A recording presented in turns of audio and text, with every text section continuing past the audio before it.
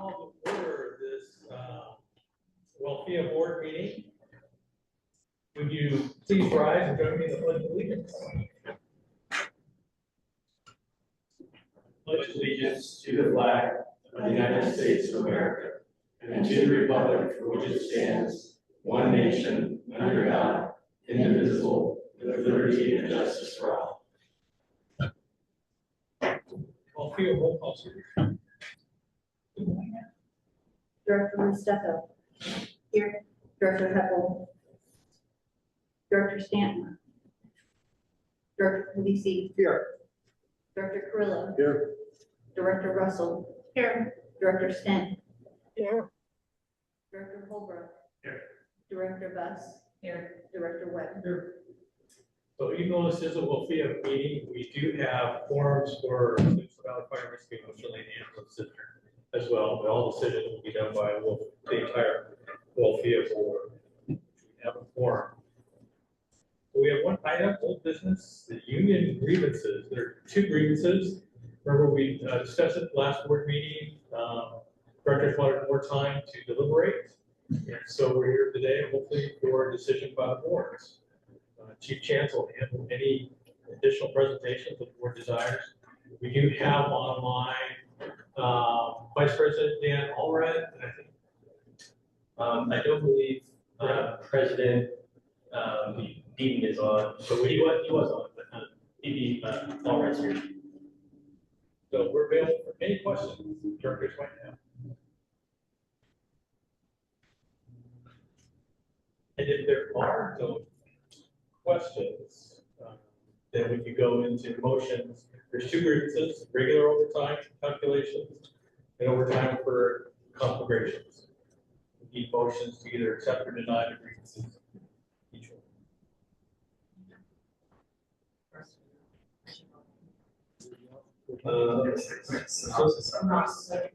So recap, what we're looking at is either accepting or denying. Correct. And what we do, can we make a comment We're regarding going to be each one? discussion period after. Thank you. Yeah, absolutely. Hey Dan, do you want to give just a brief overview, on the union's position? And I have your PowerPoint here pulled up. I can go to any slide you'd like. Yeah, I mean, just real quick, I'd like to thank everybody for being here, taking time out of your evening. This is an important issue here for the membership, and hopefully you've had enough time to do your due diligence here to look into this matter to make this decision tonight. The union still stands with our stance. We have vetted this through International Association's legal counsel, and within that legal counsel is a subdivision that deals only with the FMLA issues. So we feel that our stance on this has been vetted through our sources and holds merit there. Specifically, when we look at the contractual language and what is in the CBA, these calculations are complicated, and Brett did a great job last time going through this and trying to take a very complicated matter and make it as simple as possible. But at the end of the day, it boils down to interpretation of contract language. Any questions from the board? I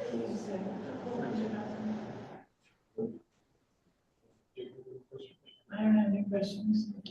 Well, the only question I have is that we're basing this on a 28-day work cycle, correct? Correct. At 212 hours, correct?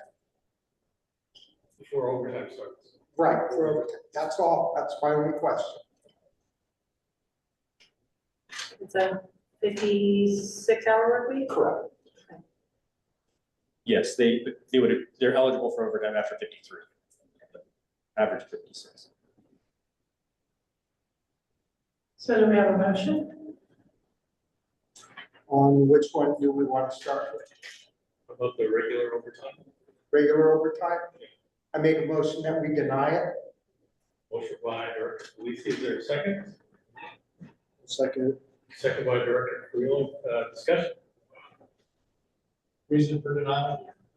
Reason for denial is we just went through this in contract negotiations. We agreed to this. And I don't see the need to open up one section of contract.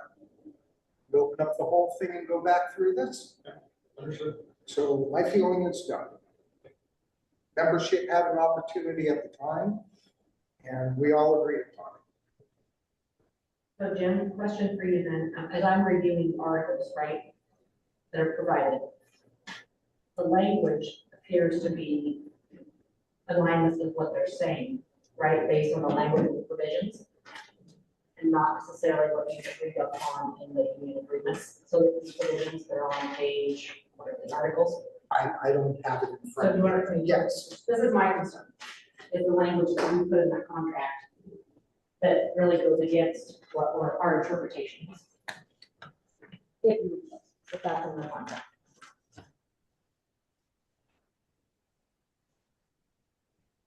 Are you talking about the specific articles? Yeah. Each one?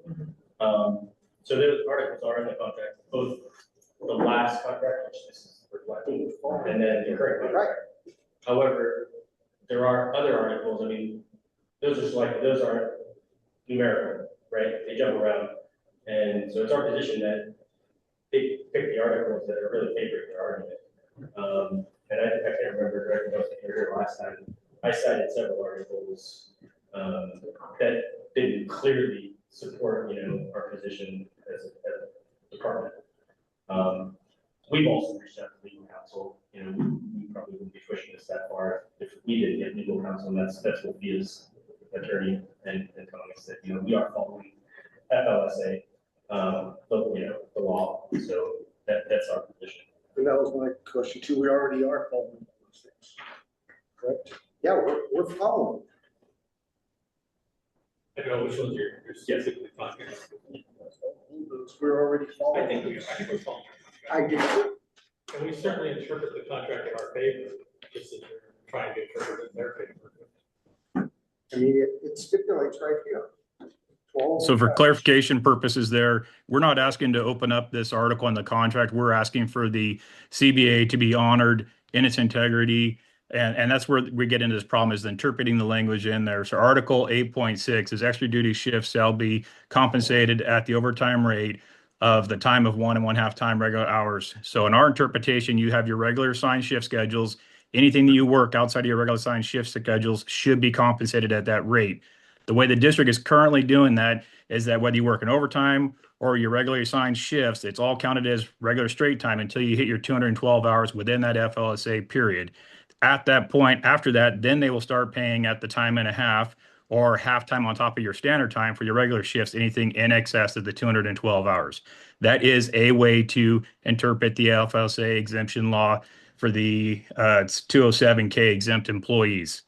However, what we are proposing is a cleaner way that every time you work an extra shift, whether you come in early for a meeting, you stay late for a call, or it is an extra 24-hour, 48-hour shift, however that lies, that those extra shifts will be compensated at that time and a half rate per the contract, Article 8.6.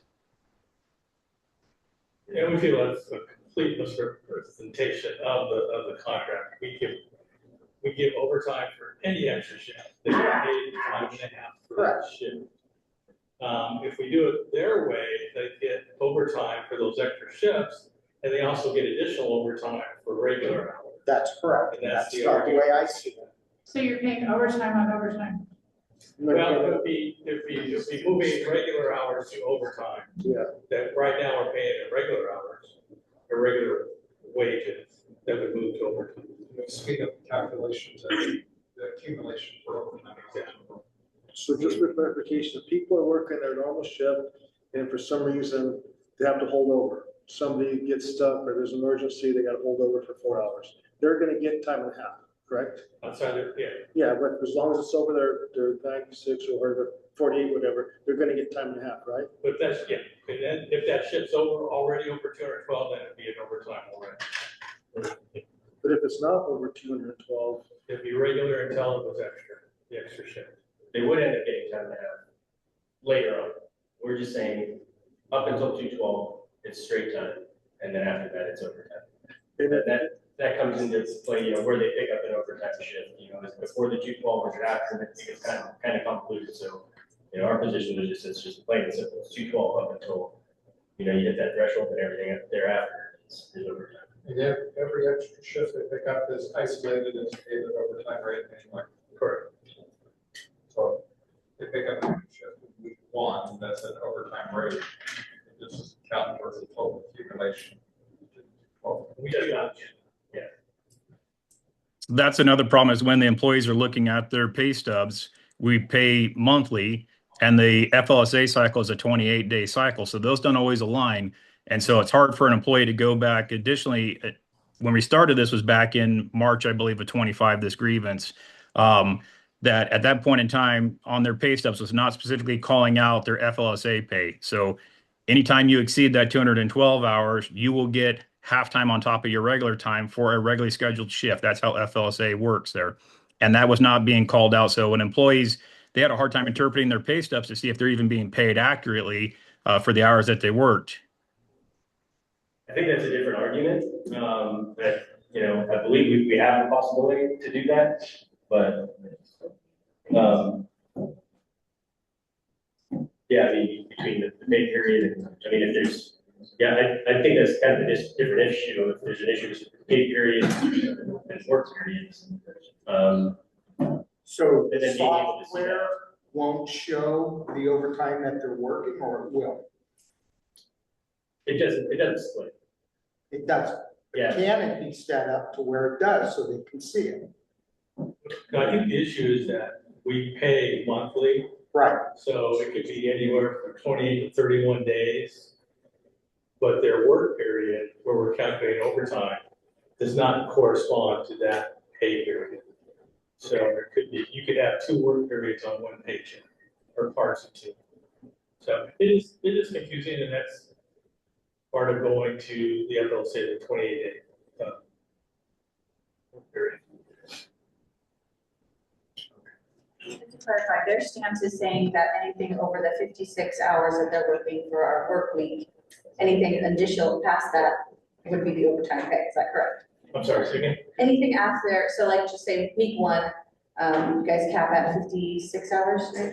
No, we can do that, but no, we That's what's choose 28 day. It essentially looks like that. We could do a 7-day work period, then it'd be everything over 53 hours would be overtime. We've got 28 days, so it's 4 times that. There's 7 weeks, so 212, anything over 212 is overtime. I mean, like that's their stance, correct? That's what they're Well, that's saying. our stance too. Anything over it is calculated as overtime. Yep. Okay, not just the 200. And then any extra shifts are overtime. So I was just conferring with Director Webb, when did we do contract negotiations last? This year, we finished in In what month? In June. June. So why wasn't this brought up in contract negotiations if there was already agreements filed in March of last year? We've actually been, I think this grievance has been around for a long time. I think there were several issues that both sides agreed to postpone it.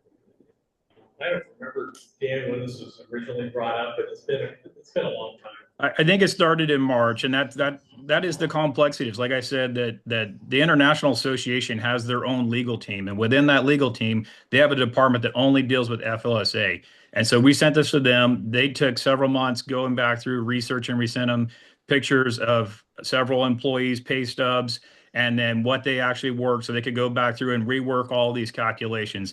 It is very complicated. I wish I could have been there in person today. Some of the stuff just maybe is lost through translation here, trying to figure out and calculate this. The way the district is doing it is a way of doing it. We have just pointed out that there are some flaws in the way they do it and a cleaner way of calculating this. So it's easier for the employee to actually see, are they being paid correctly? And then as well that we know that people are being duly compensated for the hours that they are working. So we're just asking for this to be, for the employees to be made whole. We're asking for a audit to go back 2 years per the financial laws. I don't remember exactly what it is off the top of my head to cite it, but it's 2-year look back. If it was accidental, a 3-year look back if this is a willful mistake that was made here. So we're just asking for employees to be made whole, and for a 2-year look back audit of the books to make sure everything was calculated correctly. So, but did I hear you say that we were doing it okay, there's just a cleaner way to do it, and we're not really doing anything wrong, I think I just heard you say. Yeah, this is a way of calculating it. But like we said, we pointed out the flaws. The example using when somebody goes on a conflagration, that if they have not accumulated their 212 hours, the district is going to pay them straight time. They're going to bill the state fire marshals for straight time. And then they're going to work the rest of their shifts that month. And they are going to exceed that 212 hours. And now the district is going to be paying time and a half. When had you done it, calculated the way that we propose, you would have billed the Oregon State Fire Marshals for that overtime and for that straight time and the backfill, all the other things that they pay for, the vehicle, and then the district would be made whole and not on the liability to pay overtime for the rest of the month there. We'd be liable in getting, kicked out of the We've had communications with the Oregon State Fire Marshal. And they're bound by state statute to say that it's not allowed. My opinion, we have to follow the state. Yeah. We have no ifs, ands, or buts about that. They said They go on deployment. they wouldn't go as far as trying to challenge IAMF because it's not within what they were just taking some. So this is the only department that I'm aware of that calculates it that way. Eugene Springfield Fire, when we go on deployment, we are paid straight time for our regular days. And any additional days that we are gone, we are compensated at time and a half from portal to portal until we get back. That is billed to OSFM. I don't know how many times it's been done over the last 20 years. And every single time that has been paid out, that is the normal standard way of doing this. Isn't that how we do it? Because we bill it a regular, until they get 212. Right, that's, yeah, that's what they told me. So they get 212 very quick, typical. It's very similar to when I was managing the emergency room and I would pull a nurse from Riverbend. And if it was the beginning of their work week, I would pay them straight time. But when they went back to Riverbend to finish out their regular shifts, they were getting paid time and a half. Riverbend was having to eat it.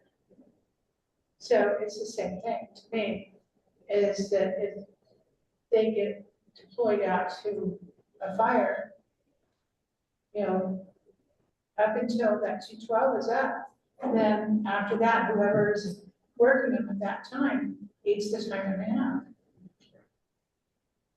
I mean, I don't think it makes that big a difference. It's If we're definitely doing it, business I think all it's- I don't think it's ethical to try to just pass it on to the state myself.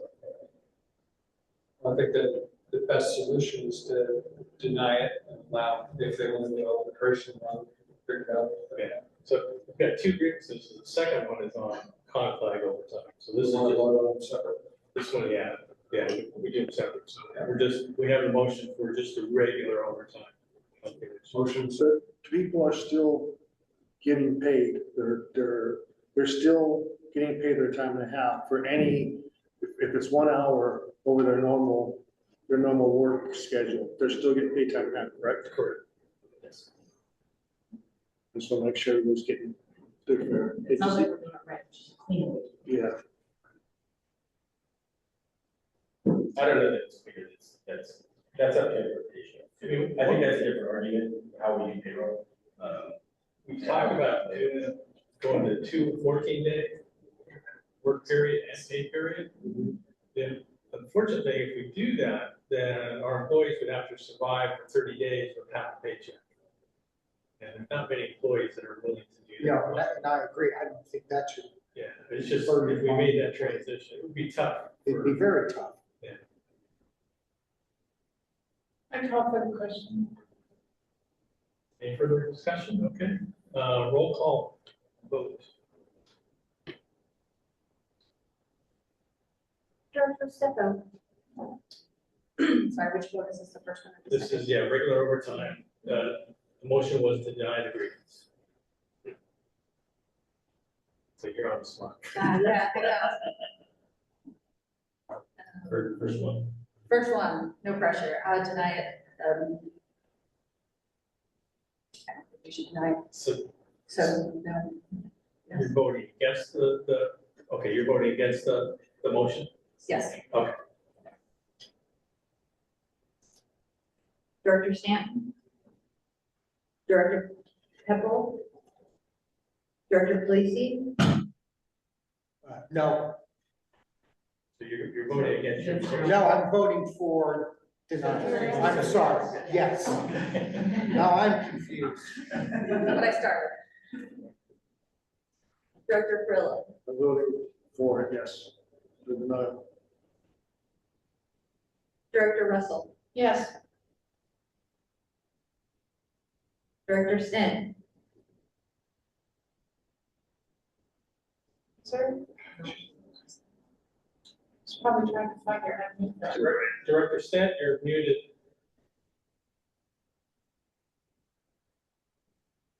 Sorry. That's okay.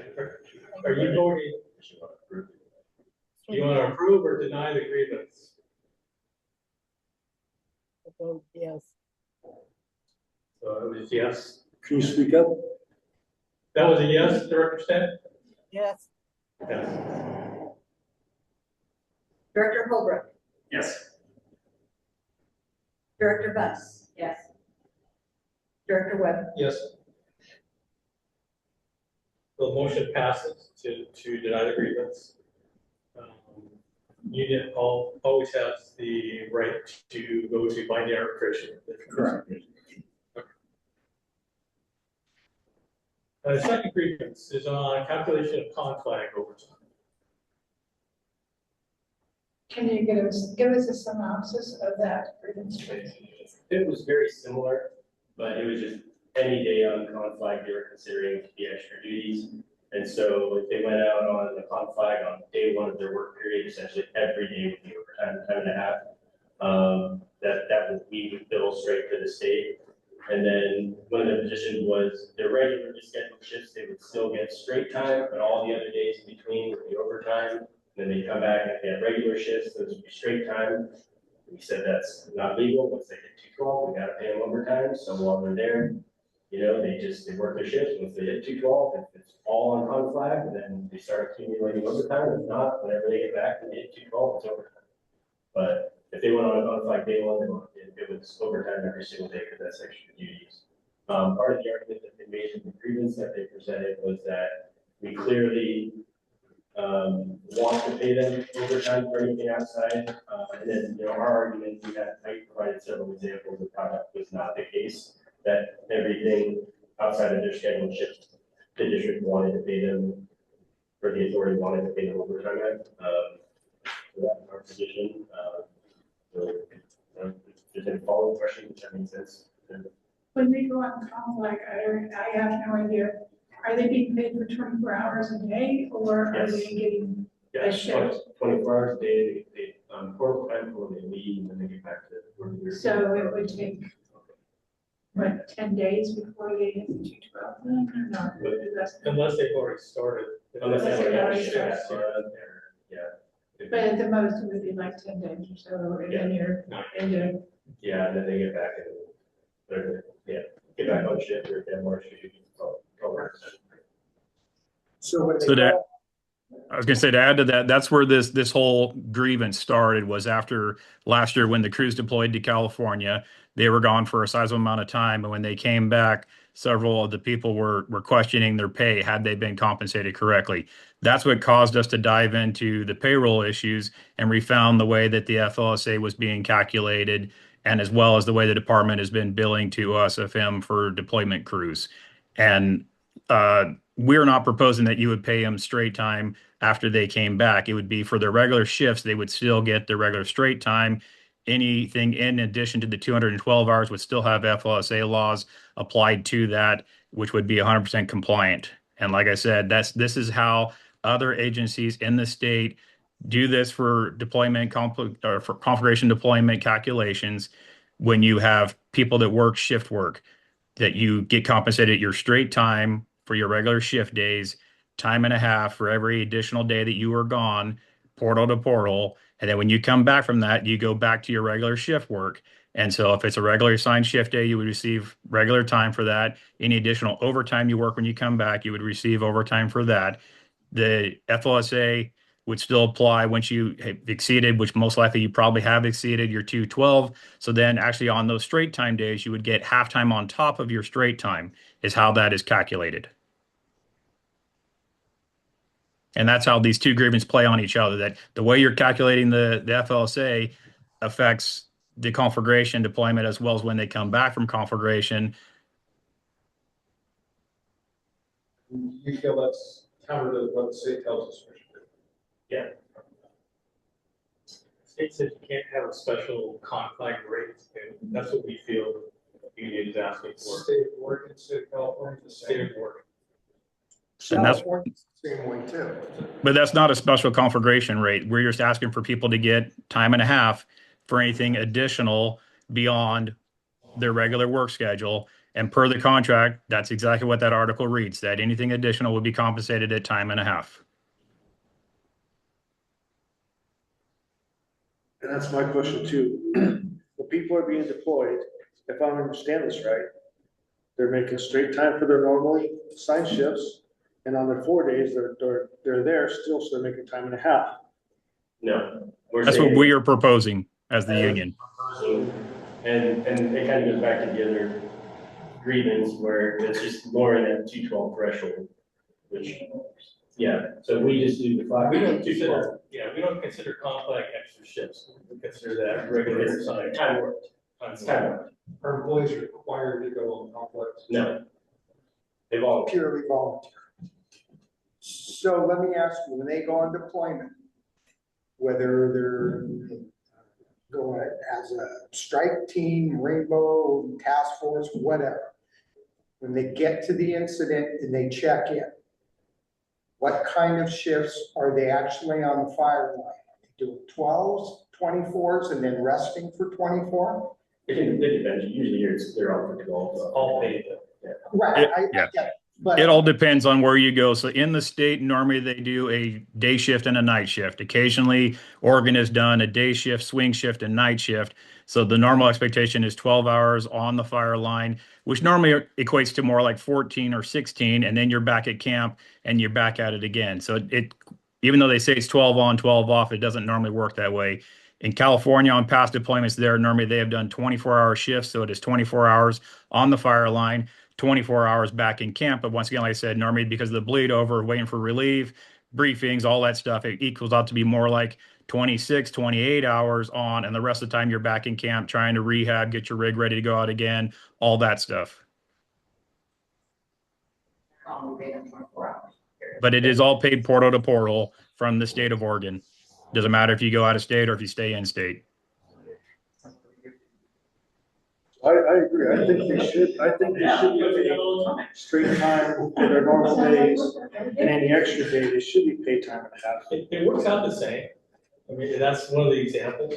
It does if you calculate it correctly. The way though, in theory, let's say that somebody leaves on the very first day of the FLSA cycle, and now they are going to be gone on deployment for 212 hours, 24 hours a day, until they're going to start receiving time and a half compensation the way the district is calculating this. But the state of Oregon does not recognize that. We have to follow normal pay practice. normal pay practice. So we only get reimbursed the state maximum, correct? What you reimbursed? The state sets it, that's what we get. So in the state mode plan, it says they will honor your CBA. And so if your CBA says that you will be paid time and a half for anything outside of your regular shift, they will pay that. That's not a special conflagration or special emergency activation pay. That is how all the other paid departments in the state bill to the state for conflagration deployments that I'm aware of. Part of this was brought up because we included an extra piece in our CBA this year, an extra bonus, and that's what kind of got us talking to the state with OSFM, and they denied that right away. And as we had more meetings, we kind of told them about what was being proposed. That's where the follow-up came with. We wouldn't go as far as fighting the IAFF. You could be disqualified and kicked out. And that is a different issue that is still being worked through with legal counsel to figure out. And our legal counsel is working with the OSFM office on that. So are you saying if they're deployed and we bill the state for their normally scheduled days off at time and a half rate, that they're not gonna pay the time and a half rate? Oh, I'm sure they would, but for how long? We could be audited. You know, if we were to do that, I mean, then we could get kicked out of it, but according to the conversations that I've had with the assistant chief deputy. Well, I can tell you, I've worked for the city of Eugene for over 23 years, and that is how they bill for conflagration. And they go on a lot of conflagrations they have every single year. All of our people that are on the incident management team, the exact same billing is applied to them there for that as well. How do you guys pay overtime if you want to talk about the first grievance again? I mean, is that, I mean, we won't go there, but. As I said, so your regular sign shifts, you get straight time. And then anything additional, you get time and a half for that from portal to portal.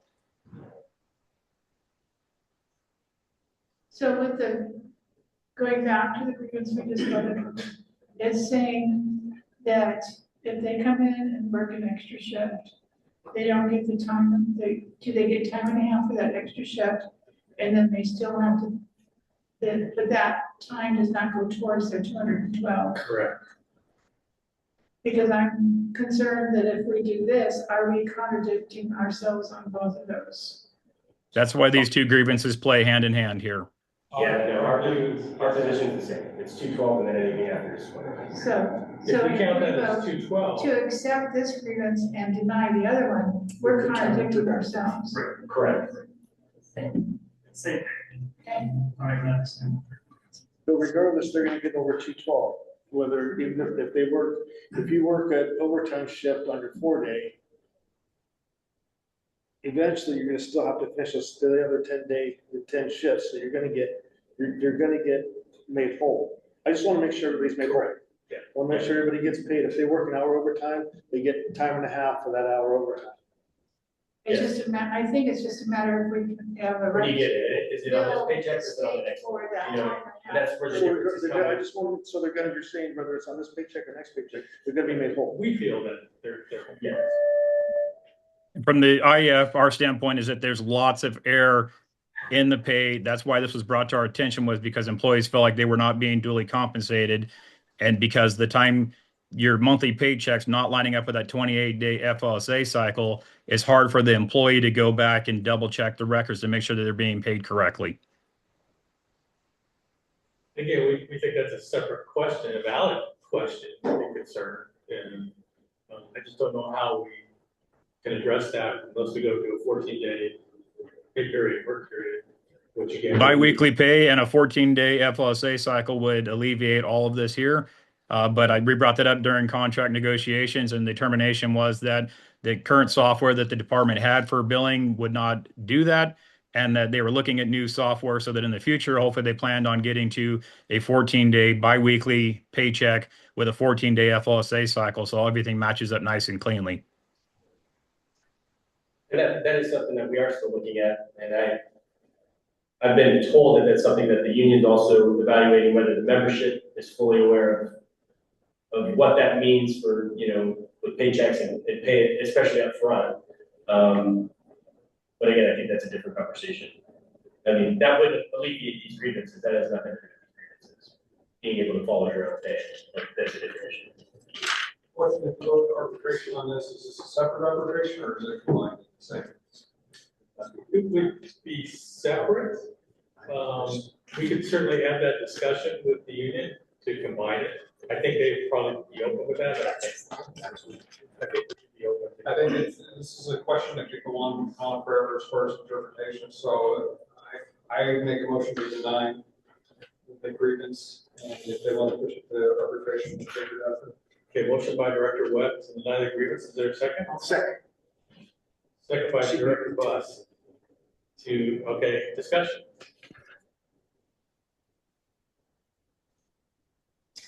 Does this affect 40-hour people if they go out on assignment?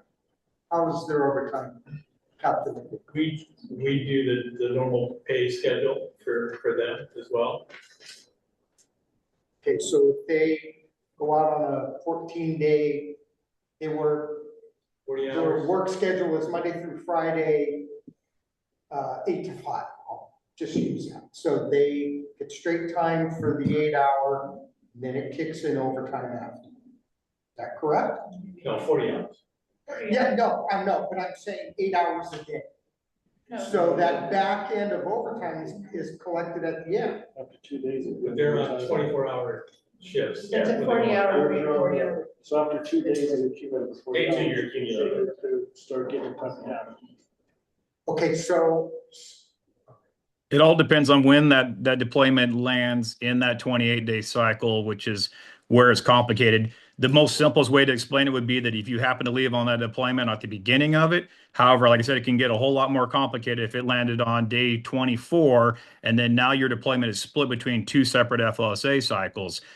12, not 40. yeah. And yeah, depends yeah, where you're yeah. at in your 212 when you leave as well. So Right, we're talking about 40-hour personnel. So Jim, it would hypothetically be like 1.8, day 1.8, and they hit Right. 40, and everything else is overtime. But if the deployment starts on a Saturday and that 40-hour employee works Monday through Friday, that overtime should kick in on that Saturday? Or are you moving it then to the following?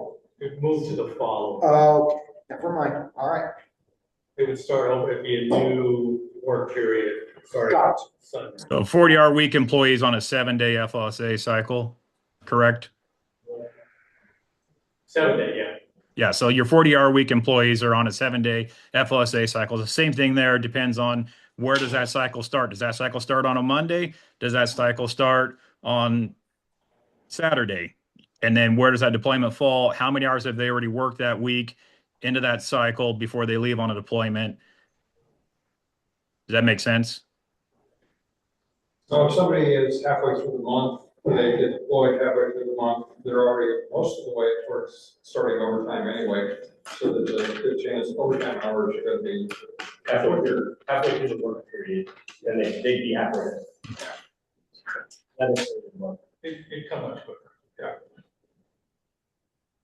On a side note, just so you guys are aware that if this were to go to arbitration, what the arbitrator is looking at here is the contractual language in the CBA. So that's Article 8.6 and 8.4 to see if those articles are being upheld. 8.4 and 8.6, right? Correct.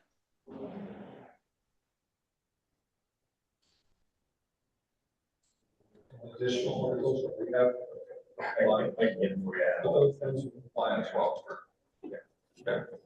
And our legal has seen This this, is purely for. What's that? our legal has This seen would this. avoid everything. We can switch all the And 7 they- days back to 40-hour work weeks. We have to keep police and fire, but we can put them all back to 40-hour work weeks. Which I think is not to their benefit, because their hourly rate went up when they went to 53-hour work weeks, to save overtime. But if it's just for purely for tracking and their benefit, we can switch them all back to 40-hour work weeks. Call for question. Call for question.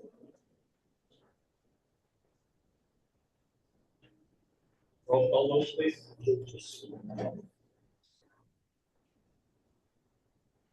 Director Webb, Yes. Director Best, Yes. Holbrook, Yes. Director Stent,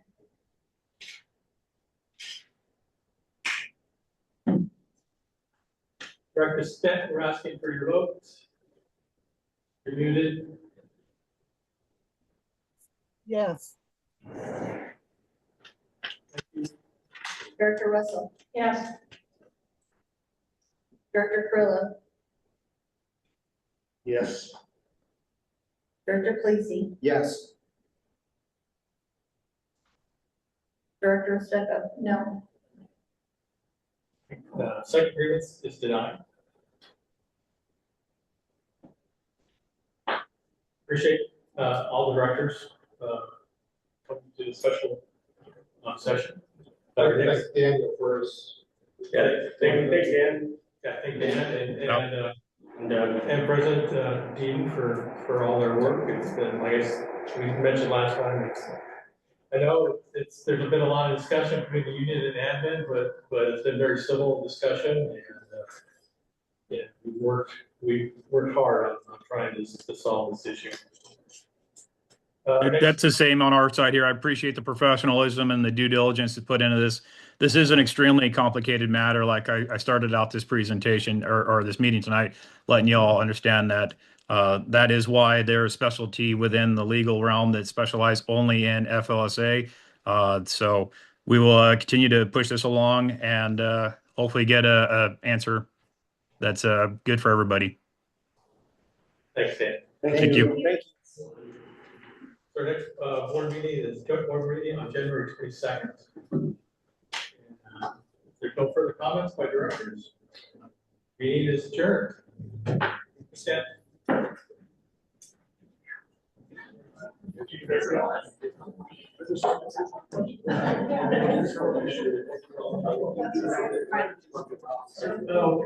We are.